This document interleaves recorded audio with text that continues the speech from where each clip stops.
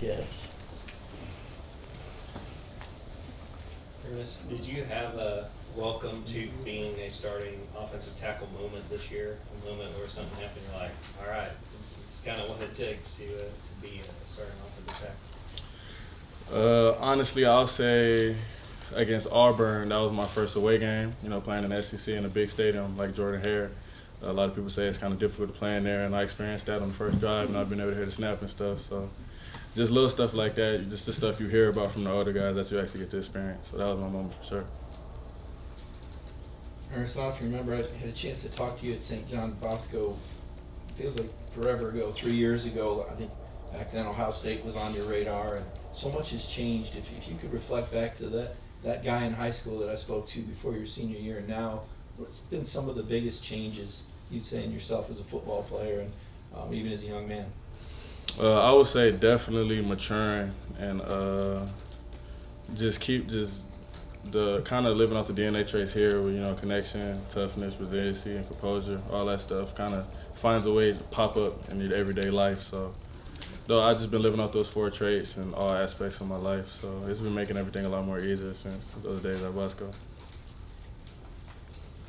Yeah, Ernest, we got a chance to talk to Coach Smart a little bit earlier. He mentioned you enrolling, I believe, at around 355 pounds, and by the time you took your first reps in spring, you were down to 320 pounds. So about 35 pounds of weight loss. So I'm curious, how'd you lose all that weight, and what is your advice to some of the young guys that might have to go through the same trip?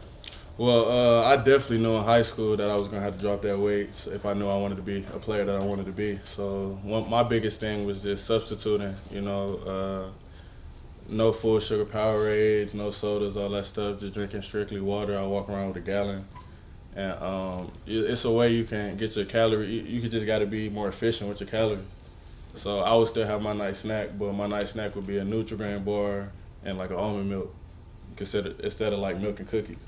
So it was just little stuff like that that helped me just stay on that path and that track, and the weight just fell off fast and I knew it. Everybody's been saying there's the same sort of feeling going into this as there were the last couple of years with the playoff looming ahead. Is that, do you find that, is it at all difficult to get motivated for this when you, obviously this team has played bigger games the last couple of years, and the disappointment you'll have coming off of Alabama? Well, it's definitely not the ideal situation, but when I'm looking at guys like Cedric Van Pran, Xavier Truss, Marcus Rosenme, and knowing that we can send them off as the most winningest class in Georgia history, that sparks a fire, and I'm pretty sure everybody on this team. So just playing for that to give us a purpose to play for, and definitely got a spark. Ernest, looking over this season, where do you feel like you've improved the most with your game? I would say, honestly, communication. That was one of the biggest things, just being out there, communicating, echoing calls. Sometimes you see something, got to get it all the way down the head. So I would say that's one of the biggest things about being offensive lineman is really communication, echoing everything and all the calls, making sure everybody's on the same page. So I would say communication is one of the things I tried to improve myself on throughout the year. Hey, Ernest, Oscar was here a second ago. Asked about Carson Beck, coming back, and said a lot of the guys had kind of a feeling that was going to be the case. I wonder if you had any examples of maybe you perhaps know when he was coming back, just how big was, what kind of a lift was for the rest of the offense, the rest of the team when he made it official he's coming back for next year? Oh, well, it's good. We got chemistry. That's my quarterback, and I'm the tackle, so my job is to protect him. So I know his tendencies in the pocket and everything, so it's good to just be comfortable and know we still got everything rolling going into next year. You mentioned a couple of those seniors and the chance to get them to the winningest class. Florida State's had some opt-outs. Y'all haven't. What do you think the reasoning behind that is? Honestly, I don't really pay too much attention to that. We just prepare to play whoever's out there, so we're really just looking forward to playing everybody in Florida State. Kirby talked about, asked about signing so many players from out of state today and in the past years that they go for the best players. As one of those people from way out of state, what was your experience? When did Georgia first get on your radar, and why Georgia? Why go on that? As far as why I wanted to come here, or well, I feel it's a pipeline. Especially in my position. When they had offered me my sophomore year of high school, they sent Andrew Thomas and Isaiah Wilson in the first round. So if I want to do this and take this serious for myself, then that's the place to be at. Sure. Quick question before I get to my real question. What kind of cookies and Powerade do you like? Powerade, I like the white cherry, 0 sugar, and then the Nutri-Grain bars, I like the strawberry and the apple cinnamon. The apple cinnamon slept on a little bit, I feel like. What did you learn going against a guy like Dallas Turner and some of the other good pass rushers this year about your own game? Well, this is what you come to a school like this for. I knew that coming here, I wanted to compete, play the best, and I feel like I got an opportunity to do that this year. And it brings the best out yourself when you play against elite level guys like that every given Saturday. There's always a lot of drama involved with recruiting, and this year was no different. I'm just wondering, as a player already here, do you follow it? Do you keep up with it? Did you follow how things went with these guys, and what did you think about how Georgia did? Honestly, not really. I just wait for the guys to get here and roll with who we got. Yeah, you came in the same class as Gunnar Stockton. He's been elevated to the backup quarterback role. What have you seen from him as he's developed, not just in this backup role, but in his time at Georgia so far? Well, Gunnar, I like Gunnar. He stays level-headed, and, as a quarterback, you got to take over and lead, and I feel like he does well with that. So, I like Gunnar, so I'm happy for him to see that he's getting better, just like everybody else we got.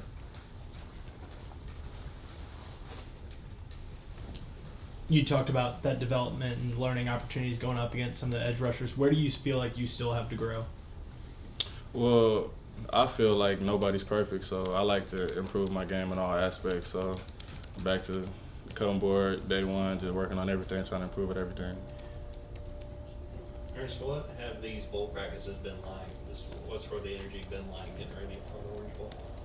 Oh yeah, they've had a lot of juice, just flying around, having fun, making sure we bring the energy and the juice to practice. Because like we said, we're trying to send the seniors out the right way. So we that out. Personally speaking, like as a younger guy, I feel like I can only do right by sending them out right. Because when I first got here, they was the ones that was helping me, showing me the ropes. So I feel that it's only right for me to send them out the right way.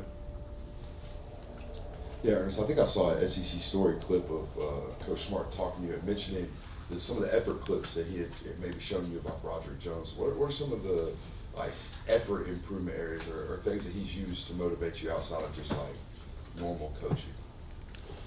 Oh, well, definitely playing offensive line. A lot of offensive linemen aren't really running up and down the field like that. So especially on certain plays, that's coming to a school like this that has a full playbook that gives you plays to show off your athleticism. So when they do, take full advantage of it. So basically on the plays where, getting on the safety or getting on the corner or whatever, just get there as fast as you can and show people what you can do. Got time for 2 more? Ernest, there's been a few plays this year where you've been able to get out and hit a defensive back and make a few highlights. Just what are those moments like for you getting on a guy when you've got such a big size advantage, been able to take him out of the play? Well, my dad used to tell me all the time when I was a young kid playing football, you don't run for no reason, especially as a lineman. So if I'm going to run all the way over there, it got to be for a reason.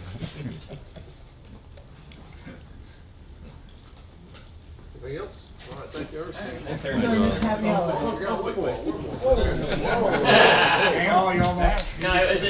actually Ernest's fault. You mentioned your dad did play offensive line. I mean, that's the thing. What's it like, have a dad like that obviously critiques your game pretty well? Oh, well, definitely. My pops was always on me. Felt like how Coach Smart is now since I was in 2nd grade. So it's a good thing just to know.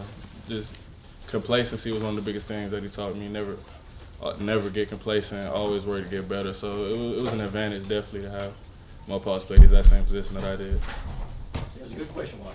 It was. Thank you. Yeah, I appreciate it. Thank you.